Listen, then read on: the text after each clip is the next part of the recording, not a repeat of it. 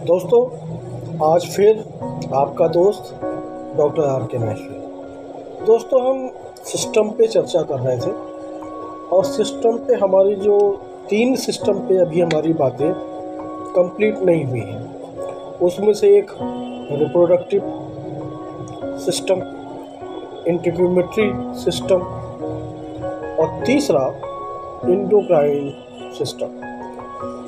तो दोस्तों, थोड़ा स्वास्थ्य खराब होने की वजह से या कह लीजिए थोड़ा सा तकलीफ़ होने की वजह से मैं आपको अपनी वीडियोस को प्रोवाइड नहीं करा पाया। और थोड़ा सा ये था कि कुछ पेशेंट भी लगे रहते हैं तो वीडियो बनाने का मौका नहीं मिला। तो दोस्तों, रिप्रोडक्टिव सिस्टम तो आप लोग समझ ही गए होंगे। रिप्रोडक्शन, जहाँ से मेल और फीमेल की रिप्रोडक्शन होता है, वो है रिप्रोडक्टिव सिस्टम।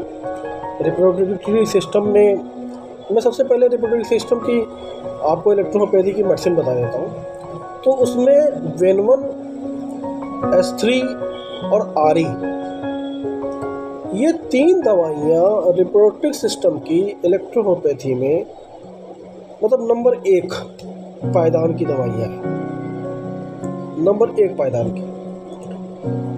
अब देखा जाए तो वेनेरियो ग्रुप अगर हम देखते हैं, वेनवन हम बोलते हैं तो वेनेरियो 1, वेनेरियो 2, वेनेरियो 3, वेनेरियो 4, वेनेरियो 5, ये पांचों दवाइयों का जब आप देखते हैं तो वेनेरियो 2 में वेन1, S2, C17, वेन 3 में वेन1, A2, C5, वेन 4 में वेन1, वर1 और A2, वेन 5 में वेन1, A3, C3, C5।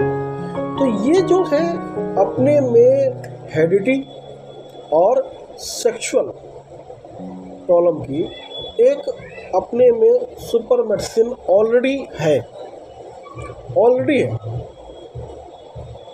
ना। इफ ना देयर ओनली गो इन वेनेरियो ग्रुप। तो दोस्तों, मेल रिप्रोडक्टिव ऑर्गन्स, जब आपको लगे कि मेल रिप्रोडक्टिव ऑर्गन्स में प्रॉब्लम है तो वेनेरियो 1 को सबसे पहले याद कीजिए, क्योंकि अगर मेल रिप्रोडक्टिव प्रॉब्लम्स हैं तो कहीं ना कहीं उसका संबंध हेरिडिटी से होगा, मतलब आनुवांशिक लक्षणों से होगा, उसके जीन्स से होगा, उसके क्रोमोसोम से होगा, ये होगा। अब एक बात आप जानते हैं कि मेल रिप्रोडक्टिव ऑर्गन का सबसे सूक्ष्मतम इकाई, मतलब सबसे छोटी इकाई क्या होती है? किसी को पता है? मेल रिप्रोडक्टिव ऑर्गन्स की मेल सेल जिसे कहा जाता है, मेल का सेल मतलब मानव जाति का, आदमियों का सेल, मर्दों का सेल, उसको बोलते हैं हम स्पर्म। और स्पर्म जो है, या ये कहीं मेल जेनाइटल ऑर्गन्स क्या क्या होते हैं? तो मेल जेनाइटल ऑर्गन्स होते हैं testis, epididymis, vas deferens, seminal vesicles और प्रोस्टेट ग्लैंड। ये हो गई आपकी मेल रिप्रोडक्टिव ऑर्गन्स। अब मेल सेल जो है वो है स्पर्म, और फीमेल सेल क्या है? ओवम। मेल सेल का स्पर्म जो है वो बनता कहाँ है? टेस्टिस में। और फीमेल सेल ओवम का निर्माण कहाँ होता है? तो वो होता है ओवरी में। ठीक है दोस्तों। अच्छा, स्पर्म का बैंक क्या कौन होता है? स्पर्म का बैंक किसे कहते हैं? स्पर्म का बैंक को जिसे कहते हैं वो है एपिडाइडाइमिस। यहाँ पे स्पर्म इकट्ठा होता है। जब स्पर्म और ओवम मतलब मेल सेल और फीमेल सेल का मिलन होता है उस समय क्या सारी के सारी स्पर्म जाके जाइगोट बनाती हैं? स्पर्म और ओवम एक जाइगोट बनाता है, जाइगोट एम्ब्रियो बनाता है और एम्ब्रियो बेबी बनाता है। ठीक है दोस्तों, तो अब बात आती है कि अगर हमें जिस समय मेल सेल और फीमेल सेल मिलता है, स्पर्म एक वंशनुमा होता है, बहुत सारी मात्रा में वो तेजी से भागता है और कोई एक स्पर्म जाके ओवम से मिलकर जाइगोट बनाता है और जाइगोट फिर एम्ब्रियो बनाता है और एम्ब्रियो बेबी बनाता है।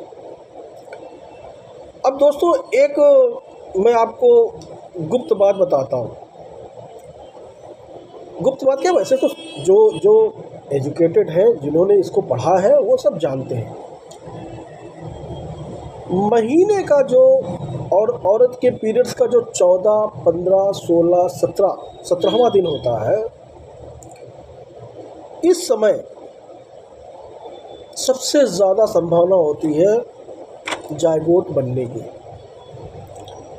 जाइगोट से फिर एम्ब्रियो बनेगा, एम्ब्रियो से फिर बेबी बनेगा।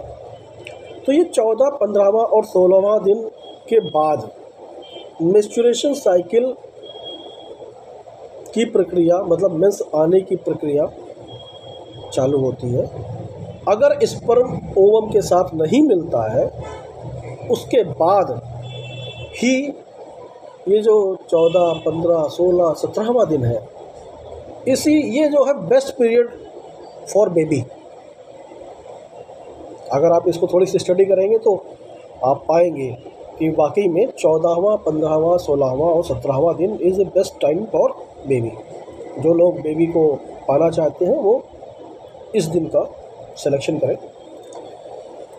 अब बात आ जाए हम अपने पे, पहले जब बात कर रहे थे कि स्पर्म का बैंक हो गया एपिडाइडिमिस, और जो वास्ट डिफरेंस है, एक पाइपनुमा संरचना है जहाँ से स्पर्म कहा जाता है फीमेल के ओवम में। ठीक है दोस्तों, तो और सेमाइनल वेस्किल जो है, वहाँ पे कुछ जो सेमाइनल वेस्किल का जो पार्ट है, वहाँ पे एल्कलाइन फ्लूइड्स पाए जाते हैं जो स्पर्म को टहलने में, उसके आने जाने घूमने में मदद करते हैं और स्पर्म को न्यूट्रिशन पहुंचाते हैं।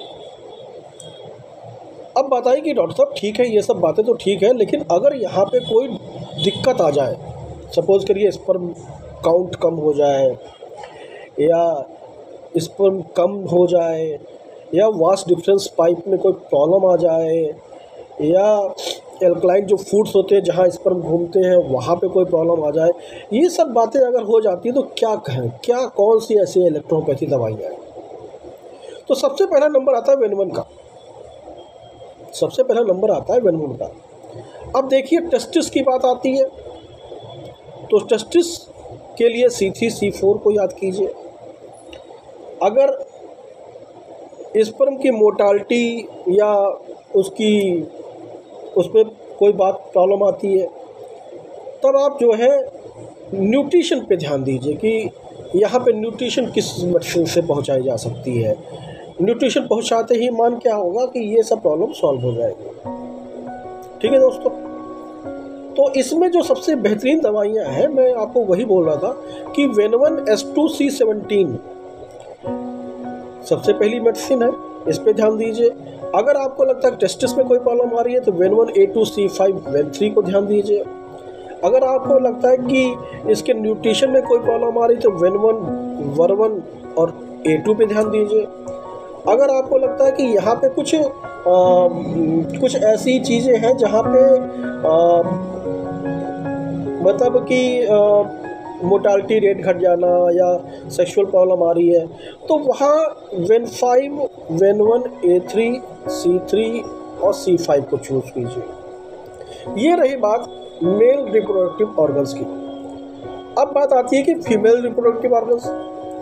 तो फीमेल रिप्रोडक्टिव ऑर्गन्स में आप जानते हैं क्या क्या होता है भाई?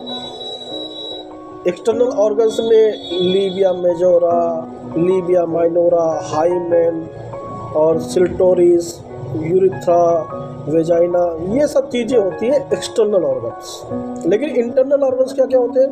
Ovary, fallopian tube, uterus, cervix, vagina. ये हो गया आपका internal part, female sexual organs, female reproductive organs. सबसे छोटी इकाई हमने आपको क्या बताई थी? फीमेल सेल की सबसे छोटी इकाई है ओवम। ओवम कहाँ बनता है? ओवम कहाँ बनता है? ओवरी में। नाभि के राइट साइड और लेफ्ट साइड में ओवरी पाई जाती है। ठीक है दोस्तों, उसी के पास में और कॉर्नर थोड़ा आ जाइए फेलोपियन ट्यूब, नीचे थोड़ा आ जाइए यूट्रस, फिर सर्विक्स, फिर वेजाइना। अब लीबिया मेजोरा और लीबिया माइनोरा में सीबेसियस ग्लैंड पाई जाती है, जिसकी वजह से वो वहाँ पे वो सीबम प्रोड्यूस करता है, जिसकी वजह से वहाँ पे मॉइस्चराइजर बनता है। अगर कभी लेडीज़ में मॉइस्चराइजर की प्रॉब्लम आ रही है तो समझ लीजिए लीबिया मेजोरा, लीबिया माइनोरा में प्रॉब्लम है, सीबेसियस ग्लैंड नहीं बन रही है। तो आप सीबेसियस ग्लैंड प्रोड्यूस करने, सीबेसियस सीबम प्रोड्यूस के लिए आप मेडिसिन प्रेफर कीजिए। उसमें C1 और C2, ठीक है, ये बेस्ट मेडिसिन है, इनको दीजिए। अब बात आती है कि और जो प्रॉब्लम है उनके बारे में हम बाद में डिस्कस करेंगे। तो रही बात ये कि C1 is the best medicine for female, C1 या C2। ये C1 जो है वो हार्मोनल रेमेडी है, हार्मोन्स को भी ये मेंटेन करती है। और स्पर्म जब ओवम से मिलता है तो जाइगोट बनता है, जाइगोट एम्ब्रियो बनाता है, एम्ब्रियो से बेबी बनता है। ये इतनी कहानी है रिप्रोडक्टिव ऑर्गन्स की अकॉर्डिंग टू इलेक्ट्रोहोम्योपैथी। कहीं भी इन्फेक्शन हो तो वर्मन चूज कीजिए। आपको लगता है कि ये प्रॉब्लम इसके खानदान से चली आ रही है, इसकी हेरिडिटी चली आ रही है, वेनेरियो इस्तेमाल कीजिए। आपको लगता है सीबेसियस ग्लैंड प्रोड्यूस करना है, बनाना है, आरी दीजिए। आपको लगता है बहुत ज़्यादा बन रहा है, इसको रिड्यूस करना है, WE दीजिए। लॉजिक समझिए और लॉजिक के तहत आप अपनी मेडिसिन का सिलेक्शन कीजिए। ठीक है दोस्तों। तो दोस्तों रही अब एक जो हमारी सिस्टम की बातें हो रही थी, उस सिस्टम में मैंने आपको आज रिप्रोडक्टिव सिस्टम की मेडिसिन के बारे में बताया। वैसे देखा जाए अगर मैं फीमेल रिप्रोडक्टिव ऑर्गन्स के अकॉर्डिंग ओवरी लेना चालू कर दूँ, फेलोपियन ट्यूब लेना चालू कर दूँ, यूट्रस, सर्विक्स, वेजाइना, ये सब लेना चालू कर दूँ, तो इन सब की अलग अलग मेडिसिन आपके सामने आ जाएगी। ये कहाँ आएगी ये भी बता दे रहा हूँ। ये आएगी अगले वीडियो में, जब हम आपको एंडोक्राइन सिस्टम पढ़ाएंगे। एंडोक्राइन सिस्टम के पढ़ाने के समय हम आपको सबसे पहले ये बताएंगे कि एंडोक्राइन सिस्टम में हम ग्लैंड को क्यों जाने, एंडोक्राइन सिस्टम के साथ साथ हम एक्सोक्राइन सिस्टम क्यों जाने, एंजाइम क्या है, एंजाइम कौन देता है, हार्मोन्स कौन देता है, इन सब बातों को हम कल के वीडियो में जानेंगे। क्यों? क्योंकि आज थोड़ी सी तबीयत नासार है और हम चाहते हैं कि आपको अच्छा ज्ञान दें, उसके लिए हमें भी थोड़ा सा स्वस्थ रहना ज़रूरी है। तो दोस्तों आज रही सिर्फ रिप्रोडक्टिव सिस्टम की बात। रिप्रोडक्टिव सिस्टम में भी हम कुछ चीज़ों को हार्मोन्स और एंजाइम के थ्रू फीमेल के बारे में बताएंगे, तो वहाँ पे आप उपस्थित रहिएगा। कल फिर मिलते हैं एक छोटी सी वीडियो के साथ। कल भी उम्मीद है कि हमारी 15 मिनट से ज़्यादा की वीडियो नहीं हो पाएगी। तो दोस्तों आप का शुक्रिया, आपके प्यार की वजह से ही आज मैं इस तरह की वीडियोस देने के लायक हुआ हूँ। हकीकत तो यही है, क्योंकि क्या है कि लोगों ने मुझसे कहा सर अब आप अपनी एक्सपीरियंस को शेयर कीजिए, और मैं भी चाहता हूँ कि उम्र के इस पड़ाव में जब उम्र की गतिविधियाँ धीरे धीरे कमज़ोर पड़ने लग जाए, तो ये जो ज्ञान है, ये जो नॉलेज है, ये इसका प्रकाश हर तरफ होना चाहिए। अगर कोई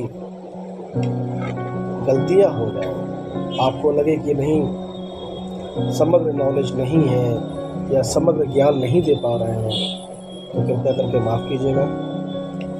क्योंकि क्या है कि हर व्यक्ति की अपनी ज्ञान का एक दायरा है। मैं जितना ज्ञान मेरे पास है, मैं उतना ज्ञान आपको देने की कोशिश करूँगा। आपका दोस्त डॉक्टर आर के मैश्वी। Thank you so much.